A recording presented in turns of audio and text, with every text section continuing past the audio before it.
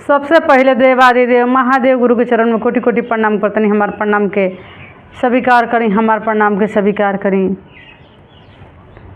माँ भगवती के चरण में कोटि कोटि प्रणाम करतनी, हमार प्रणाम के स्वीकार करी। धरती पर बैठल धरती माता के चरण में कोटि कोटि प्रणाम करतनी। शाह वरेंद्र नंदन नीलम दीदी के चरण में कोटि कोटि प्रणाम करतनी, हमार प्रणाम के स्वीकार करी।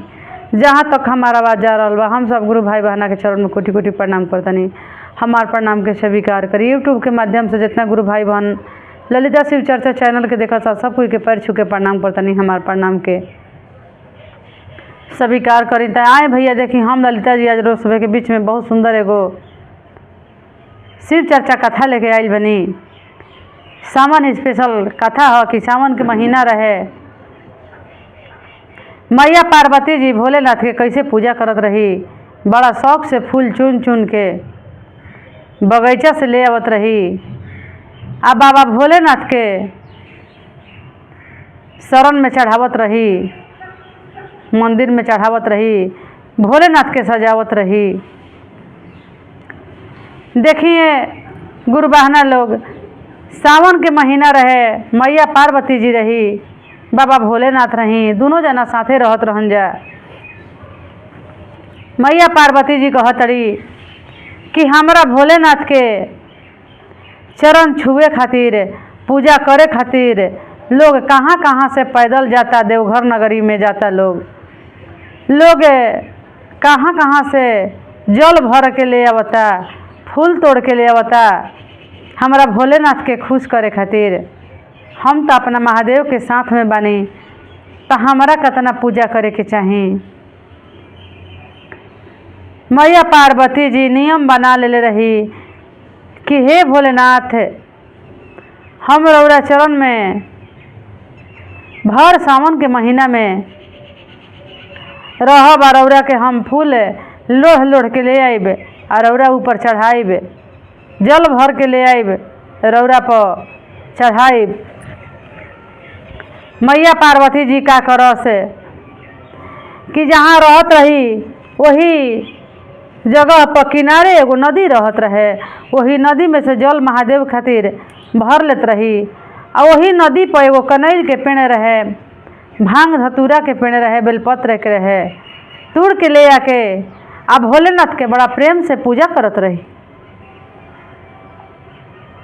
जब उनका सखी देख लेली मैया पार्वती जी के कि एजे से फूल लोढ़ के ले जाली, तोड़ के ले जाली, महादेव के ऊपर चढ़ावेली, अब कल से हमहू तोड़ के ले जाइम।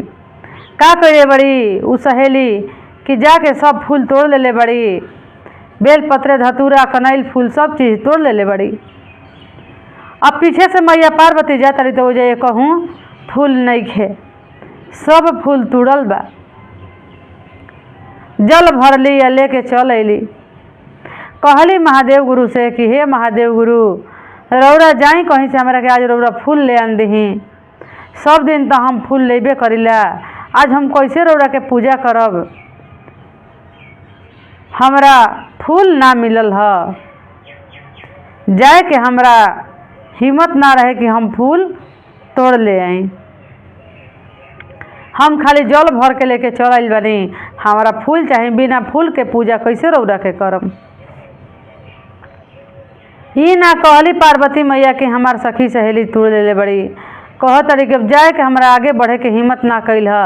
हे महादेव, रौरा हमरा के फूल कहीं से ले आन दी। महादेव गुरु कहतनी कि ठीक बा पार्वती, जातनी हम फूल ले आवे। महादेव गुरु गोइल बनी जब फूल ले आवे खातिर, तो जात जात गोइल बनी ये गुरु बहना, तो बड़ा सुंदर एगो बाग मिलल, बगीचा फूल के बागान रहे। ओह फुलवाड़ी में सब चीज़ के फूल रहे, अनेकों प्रकार के फूल रहे।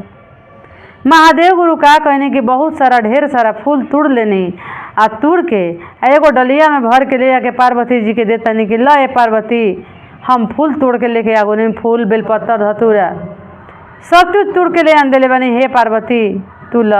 पार्वती मैया देख के बड़ा खुश हो गई कि देखी हमार महादेव गुरु कतना सुंदर सुंदर फूल तोड़ के ले आइल बनी, आ बहुत ढेर सारा फूल ले आन देले बनी। कहत रही मैया पार्वती जी कि इतना फूल रौरा कहाँ से ले आनी है हे महादेव, कहाँ रौरा मिलल है ये फूल, इतना ढेर सारा फूल लेनी। महादेव गुरु कहतनी कि एगो राजा के बाग ह, वही बाग में से हम फूल लेके आइल बनी। कहतली मैया पार्वती कि ओह बाग के एगो माली बने, माली फूल बेचलन, घर घर में पहुँचावेलन, पैसा मिलेला तो राजा के ले जाके दे देवलन। ये तो कर्ज के बराबर हो गए हे महादेव कि वो फूल बिक्री के ह आ रौरा वही में से तोड़ के ले आनी। तो आज ओकरा घर में कैसे चूल्हा जोड़ाई, सारा फूलवा रौरा तोड़ के ले आनी, कमाई कैसे हुई उनकरा घर में, कैसे उनकर बाल बच्चा खाई। एक काम करी हे महादेव, अब तो रौरा उनकर कर्जा चुकावे के पड़ी। कहलन बाबा भोलेनाथ के हे पार्वती तू जौन कहबू तौन हमारा मंजूर बा, कह कैसे कर्जा चुकाई। कह तरी पार्वती मैया कि हे महादेव रौरा 12 साल हमरा से दूर रहे के पड़ी, आ राजा के घर में जाके रौरा मंजूरी करे के पड़ी, चाहे जैसे रहे के पड़ी भेष बदल के आ रौरा चल जाई उनकरा घर में 12 बरस रहब, कुछ काम धंधा करब तो कर्जा सध जाई। काहे कि वो राजा के घर में नौकर चाकर सब रहेला। बाबा भोलेनाथ का कैले बनी ए गुरु बहना कि एगो बालक के रूप ध ले बनी, 12 साल के एगो बालक बन गइल बनी, फाटल पुरान कपड़ा पहन ले बनी, मुँह न के गजीब तरीका से क ले बनी, मैल कुचैल सब पहन के, नाक में नेटा महादेव के भरल बा। आ जब महादेव गुरु दरवाजा पर राजा के पहुँचा तनी तो राजा साहब सब अपना जितना आदमी के रखले रहन सबके पगार बांटत रही, सबके मंजूरी देत रही। वही समय में महादेव भेष बदल के पहुँच गइल बनी। आ जाके कहतनी राजा साहेब से हाथ जोड़ के कि हे राजा साहेब, हम एगो गरीब बालक बनी, बहुत हमरा दिक्कत बा, ये से रौरा घर में रह के हम कुछ काम कइल चाहतनी, कुछ हमरो खर्चा निकली, पेट चली, ये से अपना घरे हमरा के इनकार मत करब। राजा साहेब कहलन कि कोई बात ना, ठीक बा, लेटल पोटल बड़ा, नेटा पोटा बहल बा, रानी देखिए तो भड़क जइहें। एक काम कर, घर के बगल में एगो कुआं बा, वही कुआं पर तू नहा के चल आव, तहरा के हम ले ले। देखी ये गुरु बहना बाबा भोलेनाथ जाके कुआं पर नहा ले बनी, पानी भर के आ नहा के आ राजा के घर में रहे लगनी। रानी कहतड़ी कि कैसन नेटा के रख ले बड़ा, फाटल पुरान कपड़ा पहने वाला के रख ले बड़ा। राजा साहेब से राजा साहेब कहतनी कि ज़्यादा गरीबी कोई पे ना होखला, काम करी हन तो खई हन, काम सब कोई के बटा गइल। भोलेनाथ के काम इहे बटाइल कि कुआं पर से कि जितना लोग बा उतना के तारा पानी भर भर के ले आके देवे के बा, कुआं पर से पानी भर भर के सबके ले आके दी ह, आ सब कोई अपन काम करी आ तहरा पानी पहुँचावे के बा। तोहरे पानी पहुँचावल से सब कोई जौन काम बा नहाई धोआई, गाय गेरू बाड़ी सन ओकरा के खियाई पियाई। कहलन महादेव गुरु कि ठीक बा, हम पानी भर के ले आन देहब। पानी भरे लगलन गुरु बहना, सब कोई के खाए के बढ़िया बढ़िया खाना मिले। लेकिन देखी एजा धरती पर इहे बा, गरीबी अमीरी आदमी देखेला, बेनहन ओढ़न देखेला, भेदभाव करेला। जैसे ही अब रानी कहे लगली कि इनकरा के बढ़िया से खाना बना के ना दियाई, हमनिए के जूठवा कठवा खा के रह जइहें। रानी अपने जूठा कठा, राजा के जूठा कठा महादेव के देवे लगली। वो गरीब सोच के कि गरीब के बच्चा ह, जैसे तैसे एकर पालन पोषण बा, कैसहू दे द खा जी।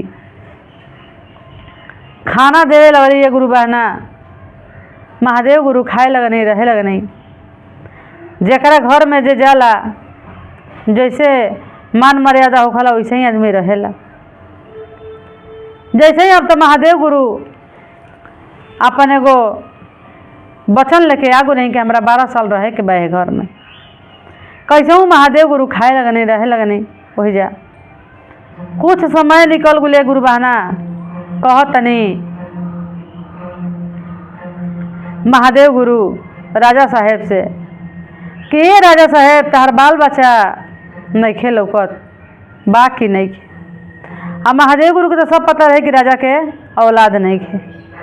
कहलन राजा की ना ये बाबा भोलेनाथ हमारा औलाद नहीं खे, हमारा औलाद नहीं खे। औलादे खातिर तो इतना दिन से तड़पता नहीं, इतना तपस्या करता नहीं कि सारा धन बढ़ुए, लेकिन हमार औलाद नहीं खे तो ये सब धन का होखी। कहलन महादेव गुरु कि एक काम कर, तू चल जा नहाए खातिर काशी। काशी बनारस नहाई तो शायद गए महादेव गुरु तारा के बुझ दी हैं। वो जे बाबा भोलेनाथ से दर्शन कर ली है। पूर्णिमा दिन के चल जा, पूर्णिमा आवे वाला रहे। ए गुरु बहना यही सावन के पूर्णिमा रहे, वही पूर्णमासी के दिन बाबा भोलेनाथ भेज देनी राजा साहेब के काशी कि चल जा वजे पूजा करी है वजे नहाई है। राजा साहेब चल गुनी काशी बनारस नहाया पूजा करे। राजा साहेब अपना रानी से कह दिली कि हे नेटहवा के साथे तू चल जी है, गंगा जी नहा ली है, हम जातनी काशी। कहली रानी कि हम नेटहवा के साथे का जाए, हमार सामान नेटहवा कैसे लेके जाई। कहतनी राजा साहेब की कोई बात ना, तू चल जी है जाके नहा ली है। ए गुरु बहना बाबा भोलेनाथ उनकर ले लेलन सामान रानी के आ ले जाए लगलन नहवावे खातिर गंगा जी। जब गंगा जी जाए लगलन, गंगा के किनारे थोड़ा सा हट के पीछे में है एगो गड्ढा रहे। वही गड्ढा में बड़ा पानी रहे, गंदा रहे, कीचड़ रहे। तो देखिए गुरु बहना हमू सुनले बनी है कि गंगा स्नान के दिन मैया गंगा जी गंगा में ना रह जा रही है से कि लोग जाला बहुत सारा डुबकी लगावे खातिर अपन पाप धोवे खातिर, एह के डर के मारे गंगा मैया कहीं गड्ढा में छुप जाली। तब बाबा भोलेनाथ के पता रहे कि यही गड्ढा में गंगा मैया छुपल रही। आई रानी के हाथ से बहुत पाप भइल बा, पाप कइले बड़ी, इनकर पाप धोवाई कैसे। ओमे तो गंगा माई है नहीं का कैले बड़न कि उनकरा के धसोर देले बड़न रानी के। वही गड्ढा में रानी गिर गई बड़ी, ऐसा धसोरलन कि गड्ढा में रानी गिर गुली। कह तरी कि अरे नेटहवा तू हमारा के में कैसे धसोर दिल हस, निकले देता तोरा के दू लपट धाराव तनी, हम जात रही गंगा माई में नहाए आ तू हमारा के धसोर दिले ही गड्ढा में। अब तो हम सब लेट पोट गोनी, सब माथा उठा उनकर लेटा गुल, कपार ऊपर सब भींज गोइले गंदा पानी में। भोलेनाथ है से लगली कहे कि अरे नेटावा हमार हाथ पकड़ निकाले कर हमरा के एह में से। बाबा भोलेनाथ है उनकर ऐसे लफा के हाथ धैले बनी, तुरंत खींच ले बनी ऊपरे, खिंचा गुल बड़ी गड्ढा में से। तब बाबा भोलेनाथ कहतनी कि हम एजे बैठल बनी, जाए ना रानी साहेब बढ़िया से में स्नान कर लो, नहा धोवाला गंगा मई में, खूब बढ़िया से नहा लो। अब गोइल बड़ी रानी गंगा जी में स्नान करे, खूब डूबी मार मार के, बूढ़ी मार मार के नहा तड़ी गंगे मई में, खूब बढ़िया से नहा तड़ी, नहाइल धोवाइल उनकर हो गुल बा। अब भोलेनाथ नहीं की जात की मैया गंगा जी हमारा के पहचान जी हैं तो कहें कि भोलेनाथ तू कहाँ है जा चल के चलते भोलेनाथ ना गोनी है नहीं बैठल बनी। तब गंगा मैया वजह से देख के कह तरी कि ये तो हमार भोलेनाथ बैठल बनी, का बात बा। तब भोलेनाथ है अपन माता पा गंगा जी से बतियले बनी, कहले बनी मन गुप्ते कि ये गंगा एगो राजा के बगीचा में से हम फूल तोड़ के लेके चल गो रही, बहुत हम संकट में बानी कि आज वही देखा हम फूल के कर्जा चुकावे के दे राजा के घर में बानी, यह राजा के एको पुत्र नहीं खे। अब रहला के बदौलत में इनकर अन्न खैले बानी, चाहतनी कर्ज भरे खातिर आई रही फूल के, देखो तनी कि इनकर औलादे नहीं तो कुछ दे के ही जाए, ऐसे आइल बनी। कहली गंगा मैया कि ठीक बा, जब रानी के एजा नहाइल हो जी तो घरे ले जाके नहवा दीह, घरों लोग नहा ली। इहे कह के गंगा मैया जाके अपना गंगा जी में समा गुली। आ बाबा भोलेनाथ उनकरा के लेके आ चल नहीं घरे रानी साहब के। जैसे रानी साहब के लेके घरे पहुँचल बनी वैसे ही राजा साहब काशी बनारस नहा के होके अपना घरे आगुल बनी। जब अपना घरे आगुल बनी ये गुरु बहना तब कहले बड़ी मैया, तब कहले बड़ी रानी कि एक बाल्टी पानी ले आव गोड़ हाथ धो ली तो घर के अंदर हमने के जाइब जा। आंगन में पानी मंगले बड़ी उंगरे से भर के नेटावा एक बाल्टी पानी ले के दे नहा हमने के गोड़ हाथ धोई तब अंदर जाइब जा। बाबा भोलेनाथ बाल्टी उठा के आ वही कुआं से पानी भर के आ ले आके दिले बनी उनकर गोड़ हाथ धोआवे लगने राजा रानी के। वो पानी खत्मे नहीं खे खत पानी से वो आंगन भर गल एकदम लथपथ आंगन हो गल। खूब पानी छछकाल हो गल, खूब सुंदर पानी। अब अपना पानी बढ़ गल को हमें डूब डूब के नहाए लगलन जा राजा रानी। फिर से नहानो हो के इस तरीका से हो गई। तब का कैले बने गुरु बहना रानी कह तरी की अरे नेटहवा हाथना तू पानी भर दिले हमारे आंगन में, ये पानी के तोरा सुखवाए के पड़ी कौनो हालत में, ये पानी के सुखवा द। आ कह के तब कहतनी बाबा भोलेनाथ कि ए रानी तू अपना घर में जा हम पानी सुखवा दे। रानी अपना घर में जाके खिड़की लगे खड़ा होकर देखा तरी कि कैसे पानी सुखवावता। और लगन एक बाल्टी पानी में बाल्टी जैसे भोलेनाथ लगैले बनी फेंके खातिर वैसे ही वो पानी सूख गई। पानी जब सुखा गई एकदम लगबे ना करे कोई जब पानी रहे। कह तरी रानी की तो बड़ा अचरज के बात बा, एक बाल्टी पानी ले ह आंगना में छछकाल पानी हो गई ह, ऐसा पानी भइल कि नहा ले नहीं है जा। अब देखा कि कहनी कि सुखा दे, अभी बाल्टी लगैलस पानी सब सूख गई खत्म हो गई, आंगना एकदम ठनठना गई। ये भाई ये के ह हाथना ई फुहर बा नेटाह बा लेकिन काम एकर बड़ा सुंदर बा। जवन आदमी चाहता तवन हो जाता। अब एकरा के काम पर से ना हटाए। तब तक से उजा पार्वती जी सोचत रही कि 12 साल हो गई का महादेव गुरु हमरा के भुला का गइल बनी भोलेनाथ, जाके हमरा देखे के पड़ी ना तो भोलेनाथ हमरा के भुलाइए जी हैं ओह माया के जाल में। पार्वती मैया पहुँचल बड़ी आ पहुँच के कहतरी वही बूढ़ी के रूप में धैले बड़ी। पार्वती मैया बूढ़ी के रूप ध के आयल बड़ी आ कहतली भोलेनाथ से कि का ये भोलेनाथ है हमरा के भुलाइए गुल बनी, रौरा के 12 साल खातिर भेजाई रहे आ रौरा समय पूर गुल बाब चले के। तब भोलेनाथ कहतनी कि देखो इनकरा घर में नीमक खैले बनी अपना दिन रहल बनी आ इनकर औलाद नहीं खे से चाहतनी कि एगो औलाद इनकरा हो जाए। मैया पार्वती जी कहतरी कि में का सोचे के बा का समझे के बा, रौरा हाथ में तो सब बा, इनकरा के एगो औलाद दे दी। बाबा भोलेनाथ का कैले बनी मैया पार्वती जी कि अपना रूप में वही जे ओह राजा रानी के दर्शन देले बनी अपना असली रूप में दोनों जना आगुल बनन। आ तब राजा देखत तड़न कि अरे बाप रे बाप, तो महादेव गुरु हवन।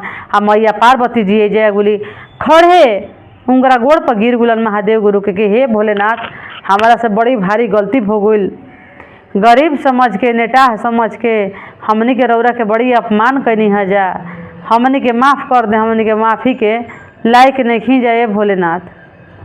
आवाज़ सुनते ही रानी आके आ उनकरा गोड़ पर गिर गुली भोलेनाथ के कह तरी कि हे रानी हे महादेव गुरु हमरा के माफ़ कर दी, बहुत रोरा साथे अन्याय कैले बनी। देखी भगवान दयालु होखेलन। भगवान कहतनी बाबा भोलेनाथ की कोई बात ना, ऐसा हमार रूप रहे ऐसा भेष रहे कि कोई हमरा के ऐसा कर सकत रहे। तहरा बगीचा से फूल तोड़ के लेके चल गए रही, वही फूल के कर्जा भरे खातिर हमें जा आई रही कि कुछ दिन रहब काम करम तो कर्जा असूल हो जाई। देखो तनी के जा तोहने ना का औलाद नहीं खे, तो हम बिना कुछ दिले जाइब ना। जा आज से 9वां महीना तहारा घर में एगो संतान जन्म ले ली। 9वां महीना संतान जन्म ली।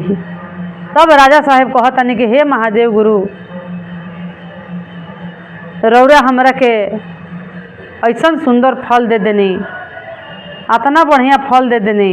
हे महादेव गुरु, हमने के तो रौरा साथे बहुत अनर्थ कैनी है, बहुत गलती कैनी है, और रौरा हमरा के दे देनी एगो संतान, हमार धन है बखे वाला। खूब वह दिना वो लोग महादेव गुरु के कहीं से कहतनी कि हमरा के 5 मिनट के समय दे दी। हे महादेव गुरु, रौर चरनिया बढ़िया से पखार लेही।